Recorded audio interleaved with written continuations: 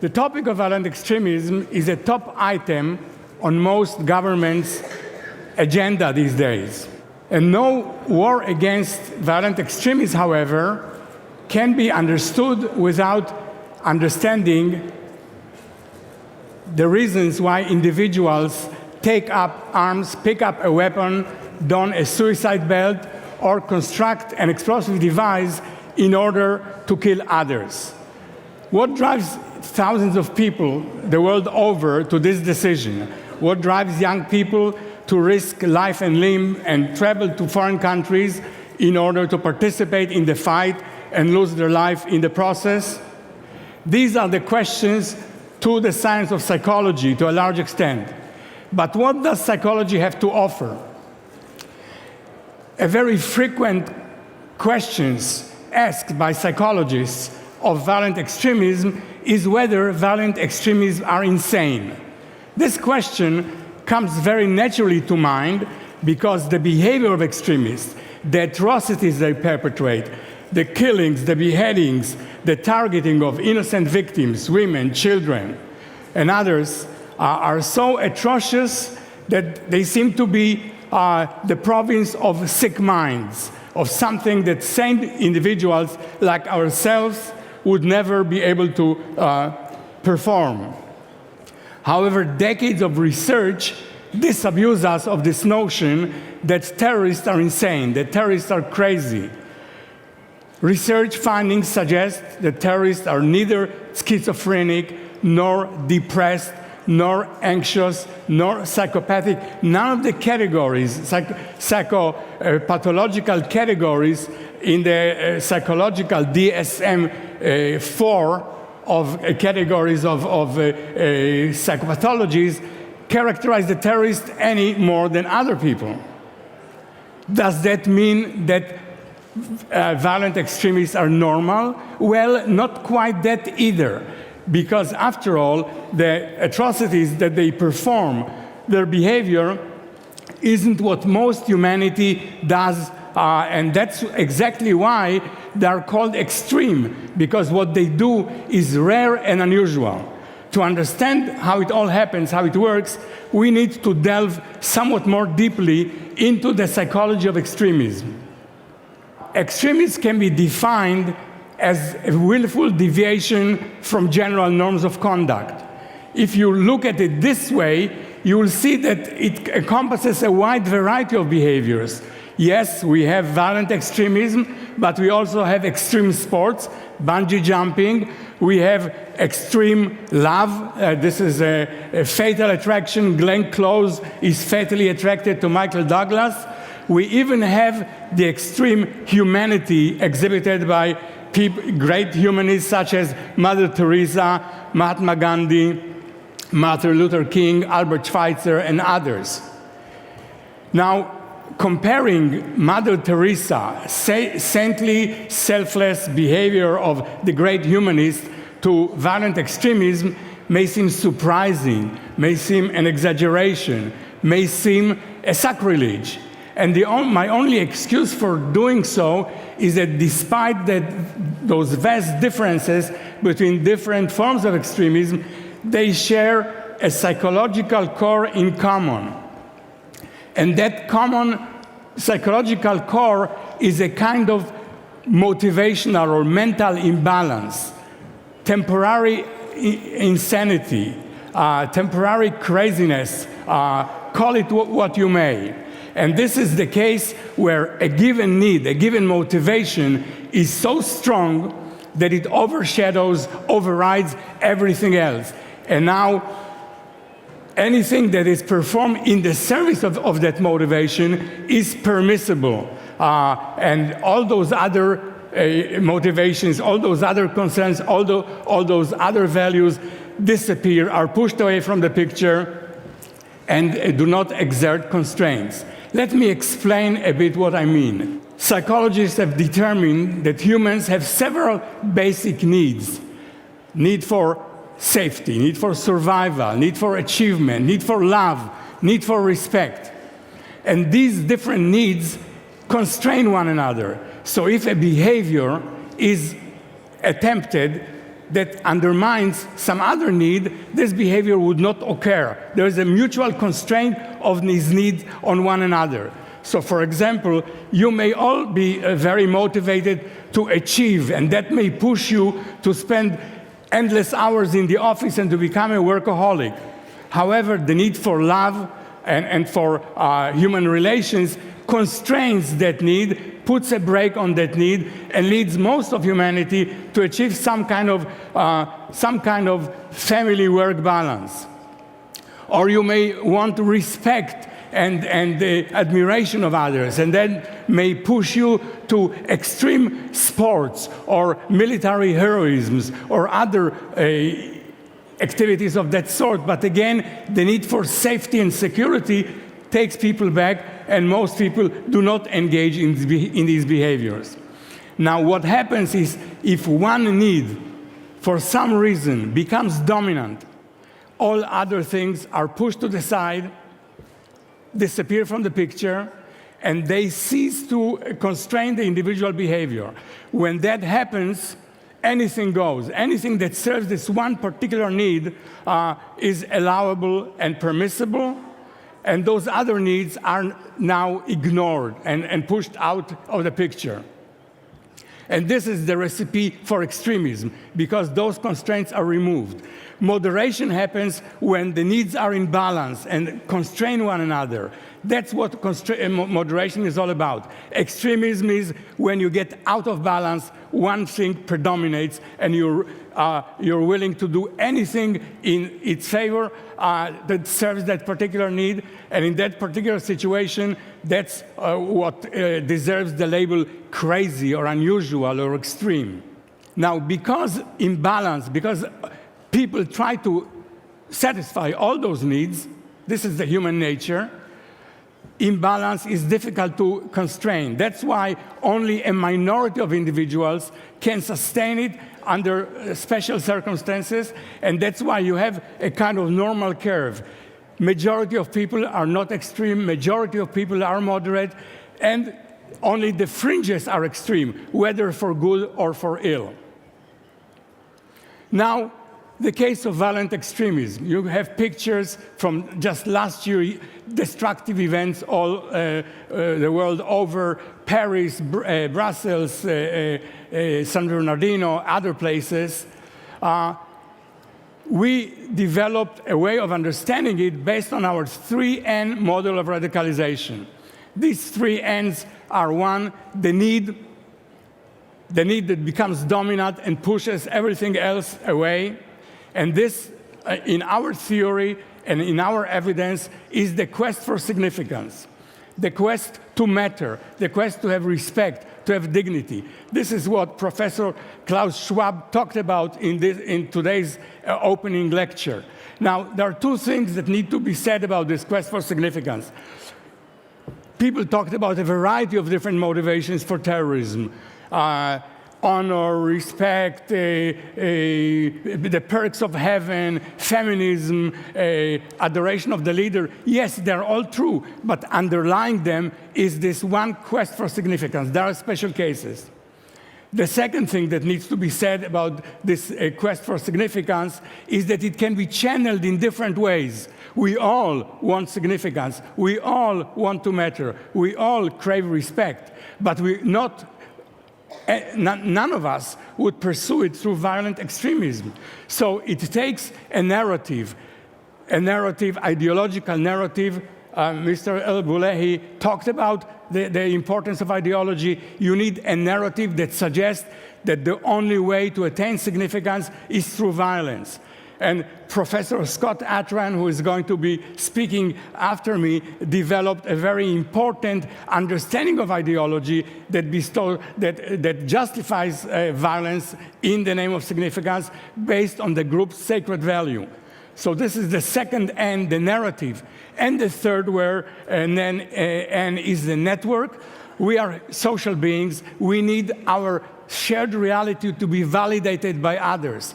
Our friends, people who respect, charismatic leaders. So these 3 N's, when they come together, they form a combustive, explosive mixture that produces radicalization.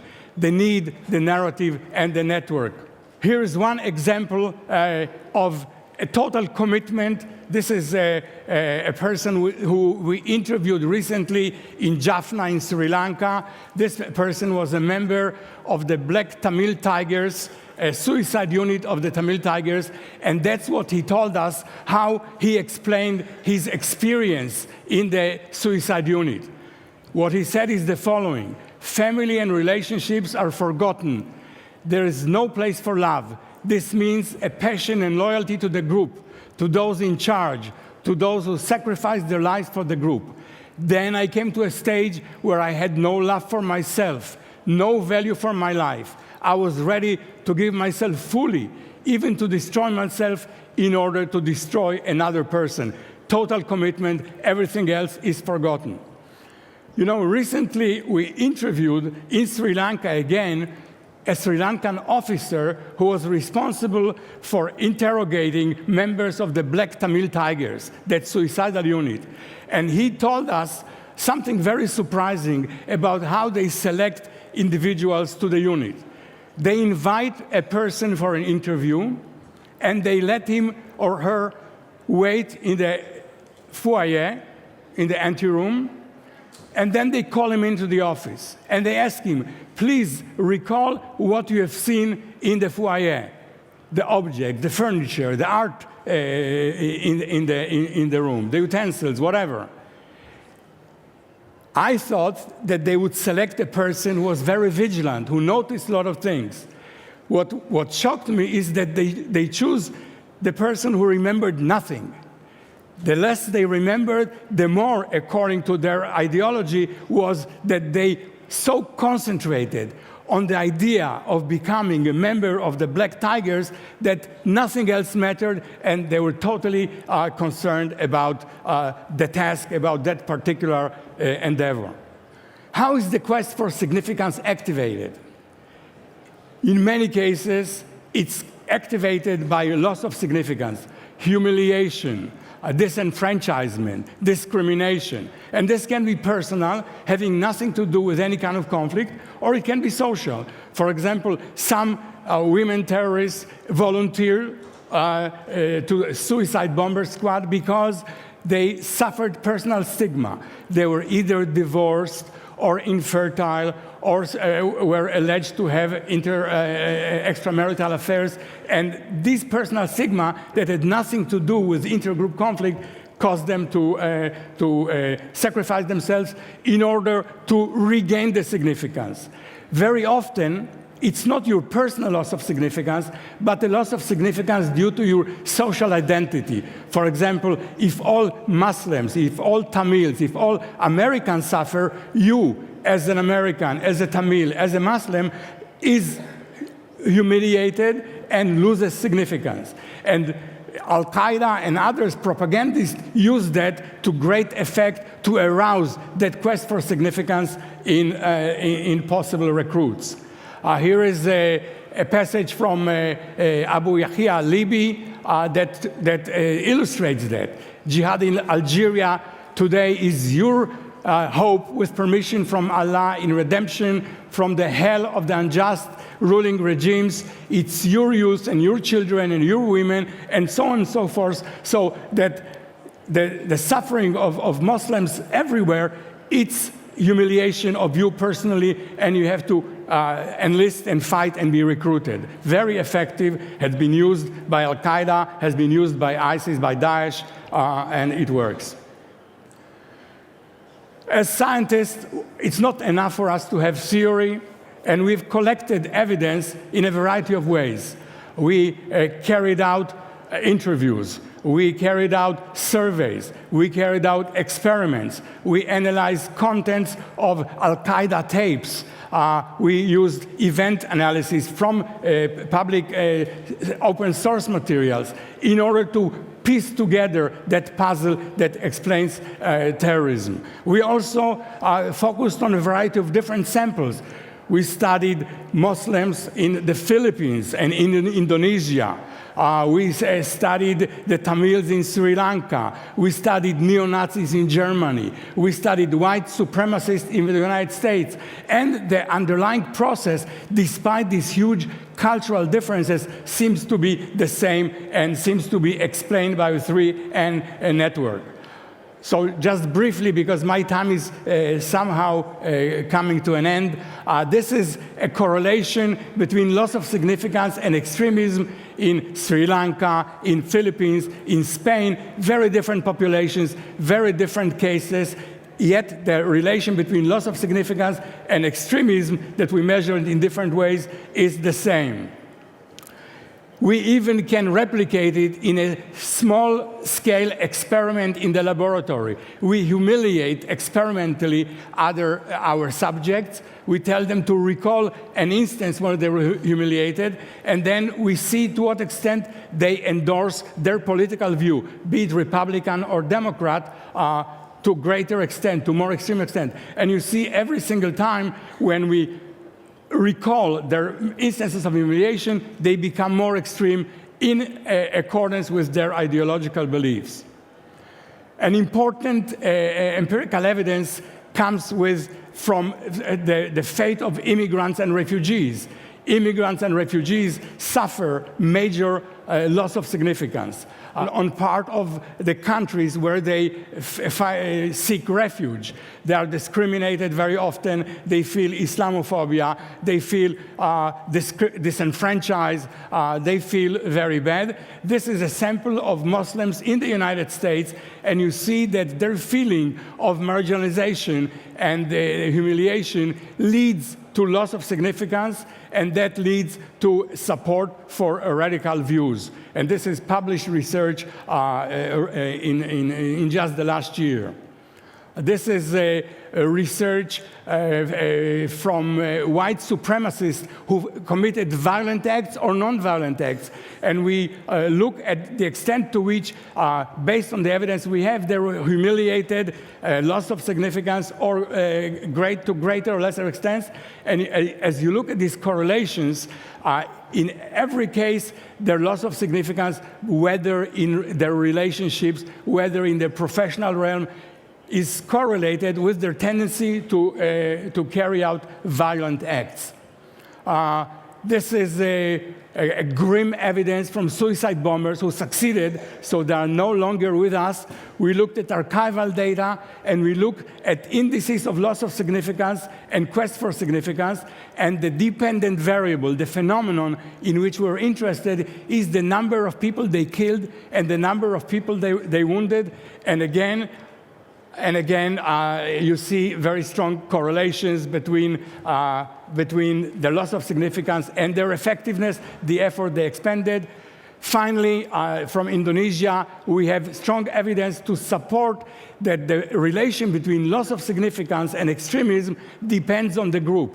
The upper group is Indonesians that identify themselves as jihadists, the lower Islamists, and the third one moderates. And you see that the relation between loss of significance and extremism is greatest for the group that supports ideologically the extremists to greatest extent.